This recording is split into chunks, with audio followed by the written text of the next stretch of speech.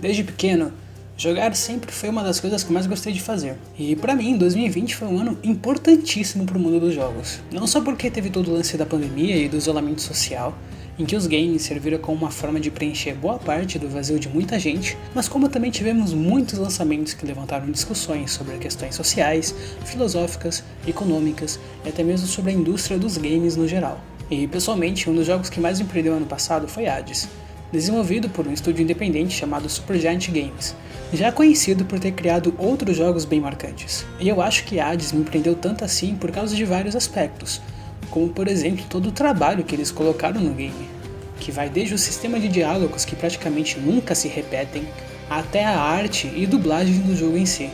Mas eu acho que o principal motivo para esse jogo ter me prendido tanto assim é ele justamente ter um estilo de gameplay que te faz querer jogar mais e mais, sem te deixar enjoado.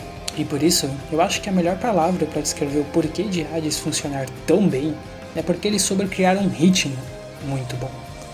Nesse vídeo, vou me aprofundar um pouco mais nesse assunto e no porquê do ritmo ser algo tão importante nos jogos. Eu sou o Leone, sejam bem-vindos ao meu canal.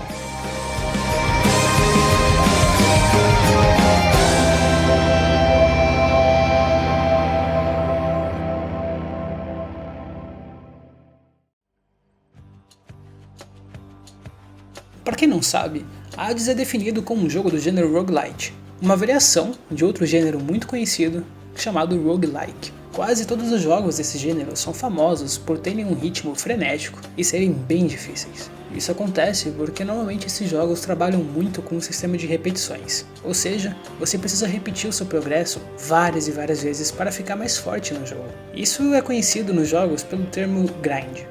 E eu vou explicar mais ou menos como que os roguelike funcionam. Neles, é comum você começar a gameplay em algum tipo de sala com um personagem ainda bem fraco. E a partir daí, você tem que ir avançando de sala em sala, matando qualquer inimigo que apareça na sua frente para conseguir algum tipo de recompensa que te deixará mais forte, como poderes e habilidades novas, itens de cura, magias, moedas e etc. É bem comum que essas salas sejam divididas tipo que em andares, e cada andar tem algum chefe a ser derrotado. Mas o ponto principal dos roguelikes, que é a sua dificuldade, é marcado por dois motivos diferentes. O primeiro é que esses games incluem a geração de mapas e inimigos de forma totalmente aleatória e procedural. O segundo motivo é que eles adotam um sistema de mortes permanentes, ou permadeath. Ou seja, se você morrer enquanto joga numa sala, você perde tudo o que conquistou até ali. Além disso, da próxima vez que você tentar jogar novamente, as salas que você visitar, assim como os tipos de inimigos e até os itens que você encontrar, serão totalmente diferentes do que da última vez, justamente por serem gerados aleatoriamente. Já os roguelites agem um pouquinho diferente nesse sentido do que os roguelikes, porque eles contam com algum tipo de progressão contínua. Ou seja, você consegue manter alguns upgrades mesmo depois de morrer, o que faz com que você fique mais forte à medida que você joga mais. Dessa forma, você não precisa recomeçar do zero toda santa vez, o que torna o progresso pelas salas cada vez mais fácil à medida que você vai avançando no jogo. E pra mim, Hades é um dos principais jogos roguelites no momento, e é uma ótima porta de entrada para outros games desse gênero. Ele não só explora muito bem os aspectos que eu expliquei agora, como também conta com um ritmo bem tenso, que torna cada vez mais difícil você se enjoar do jogo, porque mesmo depois de dezenas de horas jogando, sempre tem alguma nova coisa para você fazer. Pensando nisso, eu resolvi ir atrás de entender quais aspectos em Hades que tornam seu ritmo tão bom assim.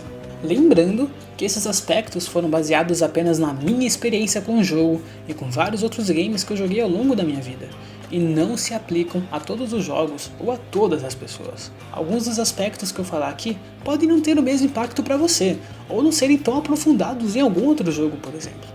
E tá tudo bem em relação a isso, até porque se esses aspectos valessem para todos os jogos, aí sim seria muito fácil de se enjoar com eles. Enfim, o primeiro aspecto que eu gostaria de falar, e que tem certo impacto na hora de mudar o ritmo do jogo, inclusive em Hades, é o que está presente do começo ao fim do jogo, a sua história inteira.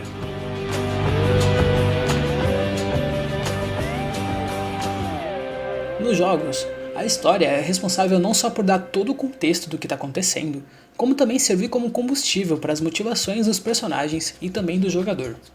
Em Hades, por exemplo, é através da história que descobrimos o porquê do protagonista, chamado Zagreus, estar tentando escapar do submundo.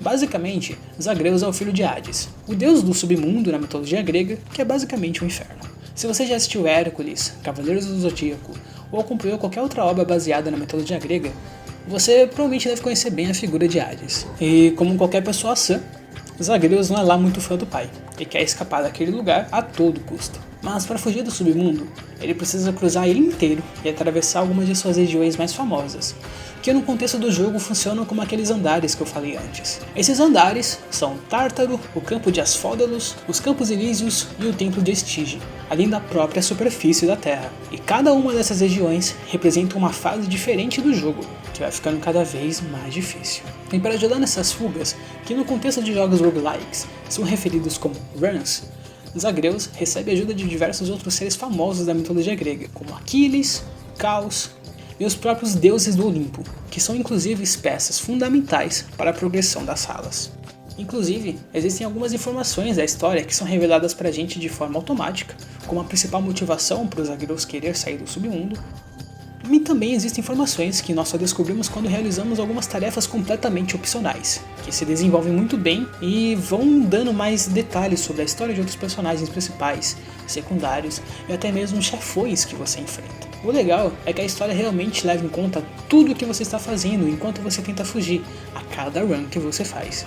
Por exemplo, tem um personagem chamado Hypnos, que é basicamente o deus do sono, e ele sempre fica na recepção da casa do Hades para conferir a causa da morte de cada alma que chega ali. Daí, se você fala com ele depois de você ter morrido em uma run, ele vai fazer algum comentário sobre como foi a sua última morte, às vezes tirando sarro de como a gente perdeu o jogo, ou então dando alguma dica valiosa ou muito óbvia de como evitar isso da próxima vez. Por exemplo, se você morreu pisando numa armadilha, ele vai falar algo como: tente não pisar na armadilha da próxima vez. E o melhor disso tudo é que existe até uma justificativa para os Zagreus morrer e voltar à vida com tanta frequência. E essa justificativa está inclusa na própria história. Como ele é filho de Hades, que é literalmente o deus do inferno, ele também tem um pouco de imortalidade em seu sangue, então ele meio que nunca morre. Ele apenas fica muito fraco e por isso é obrigado a voltar à sua casa para se recuperar, para tentar fugir de novo na próxima vez. Ou seja, tudo o que acontece durante o jogo é explicado de alguma maneira na história. Houve tanto cuidado para isso que o jogo tem até um diferencial em comparação a vários outros roguelites. Ele é completamente dublado, e cada personagem tem uma lista longa de diálogos que praticamente nunca se repetem. Tudo isso contribui demais para dar toda a imersão no jogo e fazer você realmente sentir que está explorando uma nova lenda da mitologia grega. E o ritmo do jogo é mantido através da história, porque ela equilibra muito bem os momentos de ação com os momentos de paz e tranquilidade. Afinal de contas, é muito fácil você enjoar de um jogo que não acontece nada o tempo inteiro, ou que é só ação a todo momento. Sem falar que, como o Hades tem uma narrativa linear, você não consegue mudar muitas das coisas que acontecem durante a história, o que torna toda a narrativa em si ainda mais imersiva. No entanto, você pode mudar a maneira como que você joga. E com isso, entramos no que para mim é o segundo aspecto essencial usado para se manter o ritmo de Hades, as possibilidades que ele pode oferecer para você jogar.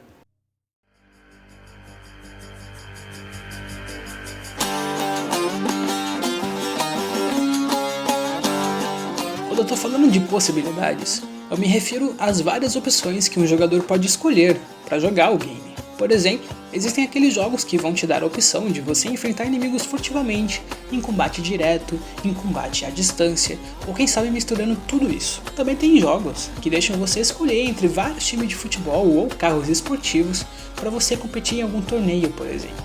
Em Hades, o combate em si é essencial para progredir nas salas. Então, para que não fique enjoativo, a Supergiant Games pensou em várias maneiras de conseguir fazer com que você tenha várias possibilidades para enfrentar cada run. Por isso, para começar, o jogo oferece 6 armas diferentes no início de cada tentativa de fuga, e cada uma dessas armas conta com um estilo de combate diferente, seja a curta, a média, a longa distância, ou misturando entre dois desses estilos. Por exemplo, temos a lança, que você consegue usar para atacar tanto a longa distância quanto a curta distância. Cada uma dessas armas tem 4 variações diferentes entre si, que mudam suas habilidades especiais de alguma forma. Isso dá, por si só, 24 formas diferentes de você jogar. E quando nós tentamos fugir do submundo, alguns deuses também podem aparecer para ajudar a gente, como Zeus, a Afrodite, o Ares e assim vai indo. E como os outros itens, os deuses também aparecem de forma aleatória e te oferecem habilidades diferentes que também são aleatórias. Afinal, o jogo é um roguelite, então a aleatoriedade tem que estar presente sempre. E esses poderes são essenciais para você progredir a cada sala, porque eles deixam os agreus cada vez mais fortes. Por exemplo, o Poseidon dá habilidades que fazem com que os inimigos sejam empurrados, a Afrodite te dá poderes que fazem com que os inimigos lutem ao seu favor, e a Athena te dá poderes que refletem os ataques inimigos. E à medida em que você vai avançando cada vez mais durante as suas fugas, o jogo reconhece isso e faz questão de dificultar ainda mais a experiência, colocando inimigos cada vez mais difíceis e diferentes para você matar, o que faz com que você tente novas combinações de armas, deuses e habilidades para encontrar a melhor maneira de chegar até o final do jogo. E isso chega ao ponto de você precisar até mesmo enfrentar 2 chefes ao mesmo tempo em um certo momento do jogo. E tudo isso contribui muito para o ritmo do jogo, porque ele dá uma variedade grande de opções de como você pode jogar. E isso vai de frente com todo o esquema de jogos roguelike, que prezam justamente por essa variedade em sua gameplay. Afinal, como são jogos focados naquele grind que eu falei mais cedo, ter essa gama de possibilidades de gameplay facilita deixar o jogo menos enjoativo, tornando o ritmo do jogo cada vez mais cativante, já que sempre existe aquele incentivo para você tentar vencer o game mais uma vez, mas com escolhas diferentes. E por fim, chegamos ao terceiro aspecto, que também, para mim, é o mais importante de todos para ditar o ritmo do jogo: os desafios que existem a cada nível e as recompensas que são entregues quando você os vence.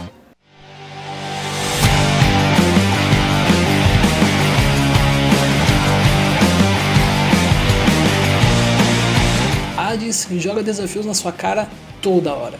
Quando você acha que está indo bem durante uma fuga, você pode parar em uma sala onde o próprio deus Hades invoca uma horda enorme de inimigos para te matar. Ou então, talvez apareça algum mini-boss para você enfrentar, o que dificulta ainda mais toda a sua fuga e talvez drene boa parte da sua vida. Esses obstáculos cumprem a função de serem desafios, que te obrigam a ir em busca de um desempenho cada vez melhor que o anterior, porque você é forçado a colocar as suas habilidades à prova. Nesse ponto, Hades mescla muito bem o tanto de desafios e recompensas que são entregues ao jogador. Por exemplo, durante as fugas você pode ganhar escuridão.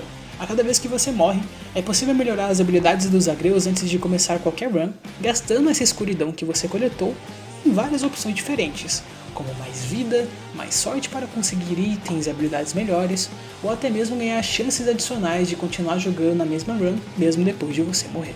Ou seja, você é recompensado mesmo se você morrer durante uma fuga, porque é possível investir tudo o que você ganhou em aspectos que tornam os agreus ainda mais fortes, ou então que movam a história adiante. Vencer o jogo não é a única maneira de ganhar. Dessa forma, o jogo instiga que você continue a enfrentar os desafios, porque você sempre é recompensado no final, de uma forma ou de outra. Então, mesmo que você morra depois de passar quase meia hora jogando em uma só tentativa de fuga, é bem provável que você consiga uns upgrades bem legais antes de tentar fugir do submundo de novo, justamente por causa dos itens que você coletou. E isso também mantém o ritmo, porque você só consegue progredir caso continuar tentando fugir do submundo de novo, e de novo, e de novo, sempre em uma run diferente.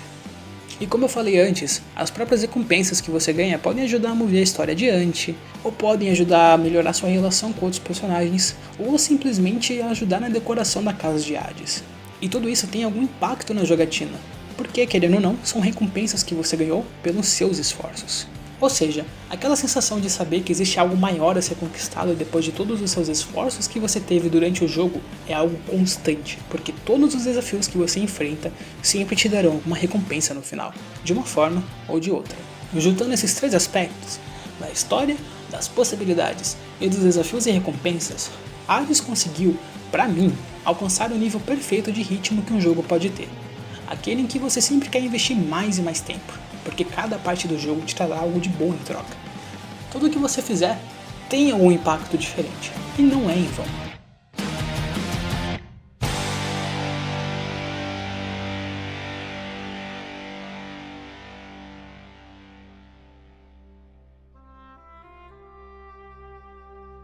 Claro que esses aspectos não se aplicam a todos os jogos, como eu falei antes. Existem vários outros pontos que eu não pude mencionar aqui para não deixar o vídeo maior. Por exemplo, alguns jogos aproveitam da atmosfera ambiente para deixar o jogo ainda mais cativante. Já outros jogos focam mais em apresentar uma simulação da vida real, para fazer o jogador se sentir na pele do personagem que está controlando. E é aquela coisa, no fim das contas, os jogos são feitos para divertir, gerar algum tipo de reflexão, fazer o jogador passar raiva ou simplesmente servir como um passatempo. Mas acima de tudo, eles são uma forma de entretenimento, e por isso precisam saber como entreter o jogador. Então, saber manter o ritmo do início ao fim do jogo certamente não é uma tarefa fácil e que, na verdade, muitas empresas grandes não conseguem alcançar, mas é uma das chaves fundamentais para garantir que o jogador fique engajado com o game. E mesmo se você não gosta muito de jogar, eu recomendo demais dar uma chance a Hades. Apesar dele ser um pouco desafiador e complexo para jogadores novos, toda a experiência vale muito a pena.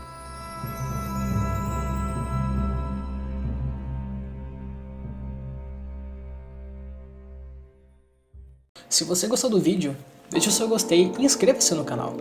Ative o sininho para não perder nenhuma notificação e me acompanhe nas redes sociais para ficar por dentro do que eu estou fazendo. Elas estão aí na tela e o link também está na descrição. Eu também vou deixar na descrição alguns links para outros materiais que eu usei de fonte para a produção desse vídeo. E se você tem alguma ideia de tema para um próximo vídeo, sinta-se à vontade para me falar. Obrigado por ter assistido até aqui e até a próxima.